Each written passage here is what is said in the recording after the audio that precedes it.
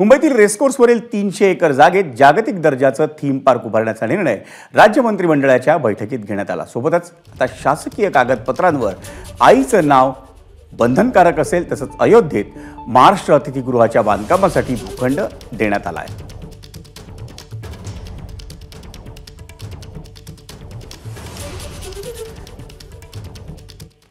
राज्य सरकारच्या किंबहुना राज्य मंत्रिमंडळाच्या बैठकीत काय काय निर्णय घेण्यात आले ते पाहूया ग्राफिक्समधून।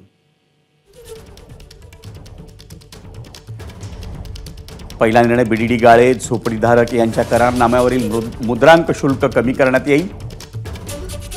बंद पडलेल्या 58 गिरण्यांमधील कामगारांना घरं देणार।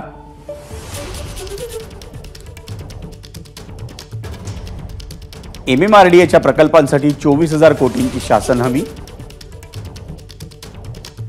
जीएसटी मध्ये नवीन 522 पदांना मान्यता। राज्य उत्पादन शुल्क विभागात नवीन संचालक पद। अयोध्येत महाराष्ट्र अतिथीगृहाच्या बांधकामासाठी भूखंड। मुंबईत 300 एकर जागेत जागतिक दर्जाचं मुंबई सेंट्रल थीम पार्क उभारण्यात येणार।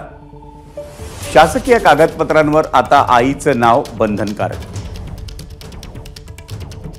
61 अनुदानित आश्रमशाळांची श्रेणीवाढ करण्यास मान्यता।